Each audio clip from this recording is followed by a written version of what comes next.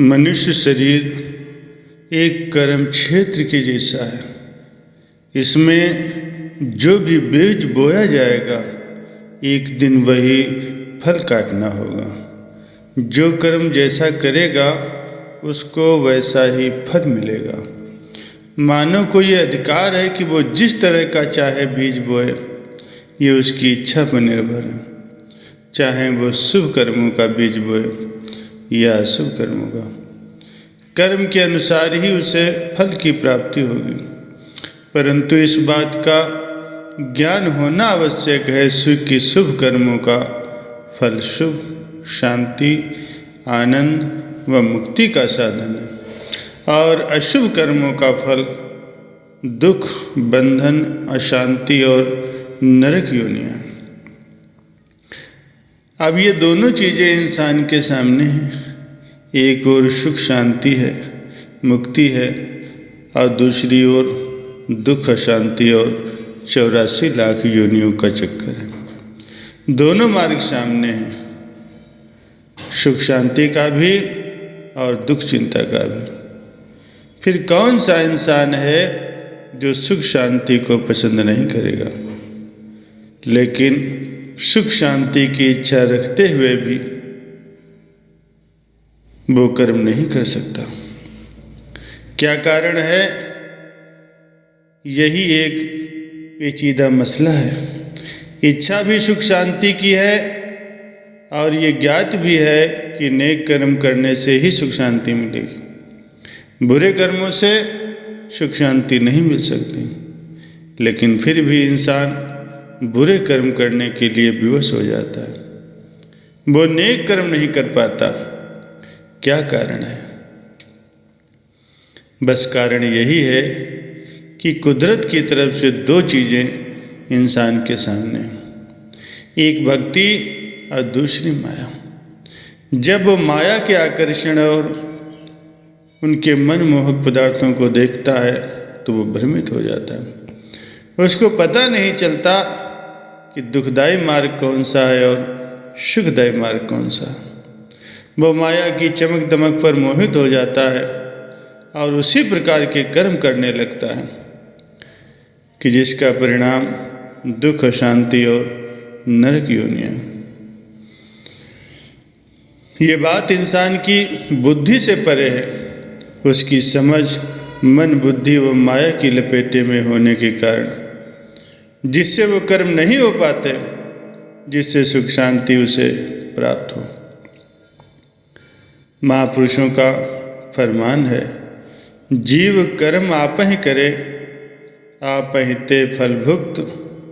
आप रमत संसार में, आपहि ते ही मुक्त। जो कर्म मनुष्य करता है उसका फल भी उसे ही भोगना पड़ता है। इसका परिणाम किसी अन्य को नहीं भोगना पड़ेगा। अपने ही के कर्मों के अनुसार मनुष्य बंधन में पड़ता है, जन्म मरण के चक्कर में आता है और अपने ही कर्मों के अनुसार वो मुक्त भी हो जाता है। सच्ची खुशी और सच्चे आनंद को प्राप्त करता है। लेकिन मोक्ष के मार्ग का पता उसे कैसे लगेगा जब तक माया व भक्ति की निरख परख कराने वाले, भक्ति का सही मार्गदर्शन करने वाले उसे पूर्ण संत सद्गुरु नहीं मिल जाते। जीव को सही मार्ग का पता चल ही नहीं सकता।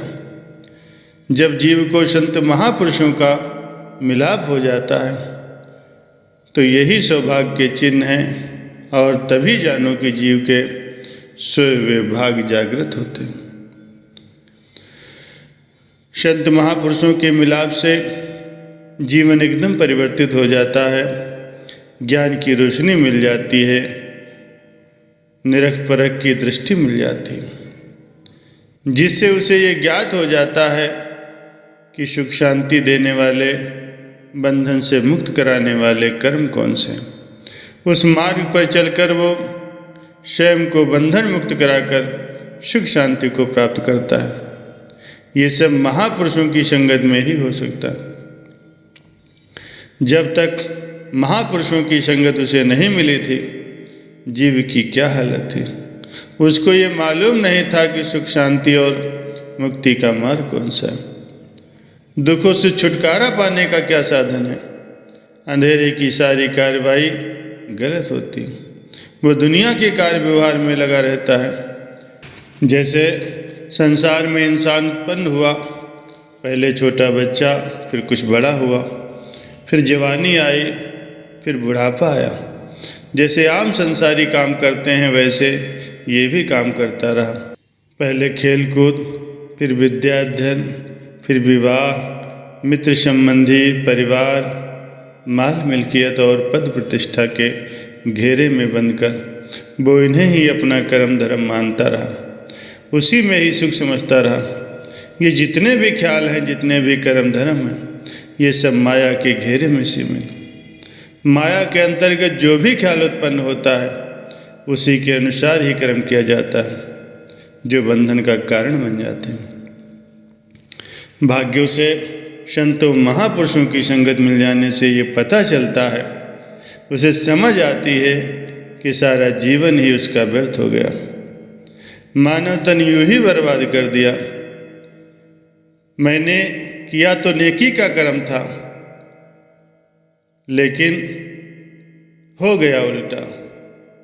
वो समझने लगता है कि उसका मार्ग सुख शांति का है या शांति का।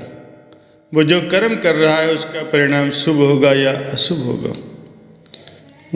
उसे यह निश्चित होता है कि सुख शांति उसे मिलेगी या नहीं। जब तक महापुरुषों की संगत नहीं मिली थी तब तक उसे ऐसा विचार भी नहीं मिला था। ये भाग्यों की निशानी है कि इंसान को महापुरुषों का मिलाप हो गया है और ऐसा संयोग हो गया है, सब प्रकार के भक्ति के साधन उपलब्ध हो गए। यहाँ सुख शांति के साधनों के अतिरिक्त अन्य कोई कर्म नहीं होता। महापुरुषों की चरण शरण में आकर के ये सभी साधन उसे सहज ही प्राप्त हो जाते हैं। गुरुमुख जन उन साधनों पर अमल करते हैं, श्रद्धा और विश्वास से नित्य प्रति नियमों का पालन करते हैं। वे अनुभव करते हैं कि यहाँ केवल आत्म कल्याण, आत्मज्ञान का ही काम होता है, इसके अतिरिक्त अन्य कोई काम नहीं होता। गुरुमुख बड़े हित चित्त से नियमों की पालना करते हैं। सेवा, सत्संग, सुमिरन, दर्शन, ध्यान, ये सभी साधन हैं। फिर वे स्वयं अनुभव करते हैं कि अंतर्मन में उनके कितना परिवर्तन हो। नियम पालन करने से उन्हें हार्दिक प्रसन्नता मिलती है। इससे पहले इंसान दुख, कम, चिंता आदि विकारों में दबा हुआ था। महापुरुषों की समीपता में आकर के सेवा सिमरन के साधन मिल जाने से उसे अपूर्व खुशी मिलती है, उसे आनंद प्राप्त हो जाता है। उसे ये समझ आ जाता है कि उसकी अब नई जिंदगी हो गई है।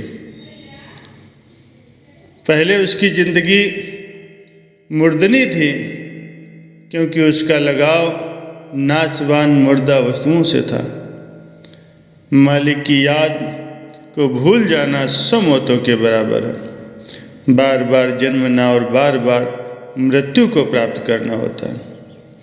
महापुरुषों की संगत में वास्तविक अर्थों में जिंदगी मिलती है, क्योंकि सत वस्तु से मिलकर ही जीव को सच्ची जिंदगी प्राप्त होती है। मालिक की भक्ति ही असली जिंदगी है। जग में जीना है भला, जब लग हृदय नाम, नाम बिना जग जीवना, सो दादो किसका। आप सभी गुरुमुखों के अहोभाग्य हैं। आपको भाग्यशाली अवसर मिला हुआ है, ऐसा सुंदर संयोग प्राप्त हो गया है। नियम पालन करने का सुनहरी अवसर मिल गया है। आप सभी गुरुमुख जन इसकी कदर करते हैं। महापुरुषों के आदेश के अनुसार नियमों का पालन करते हैं, दिल में खुशी और आनंद भरते हैं, अपना लोक परलोक संवार लेते हैं, क्योंकि यही मानव जन्म का लक्ष्य है।